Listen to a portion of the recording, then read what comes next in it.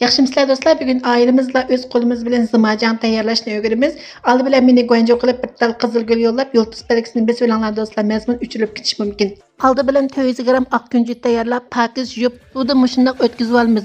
Undan keyin qozonimizni normal holatda qizitib, qozonga aq kunjutni selib, qovurib, mushu sarg'aygan seriq holatga kelguncha tiyini aralashtirib beramiz.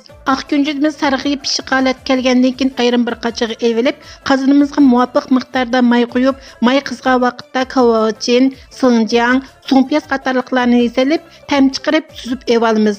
Qizdirilgan mayni ayrim bir qachiga quyib olgandan keyin qozonga oz miqdorda may quyib, 200 gram xo'shin, ya'ni yer yanqini tayyorlab qozonimizga selib, bo'sh o'tda qovuramiz. Yer yanqimiz qizarib pishgandan keyin ayrim bir qachiga elib olamiz. Oldin tayyor qilib olgan aq kunjutimizni sovib nayt yaxshi tayyor bo'lib turdi. Endi aq kunjutimizni ezish mashinamizga selib, mana shundaq ezaymiz. Aq kunjutimiz ezilib 50% atrofida bo'lgan vaqtda tayyor qilib olgan xo'shin, ya'ni yer yanqi, undan keyin qizdirib olgan mayimizni sovib tayyor bo'lib turdi. Xo'shin mayini ustiga qo'shib, mana shuna qiyam holat kelguncha ezaymiz. Mana zımacan tayyor bo'lib qoldi.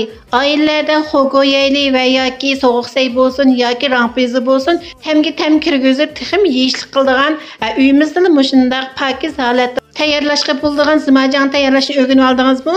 Undaqda meni go'nja qilib bir tal qizil gul yo'llab, yultuz belgisi besishni unutmang.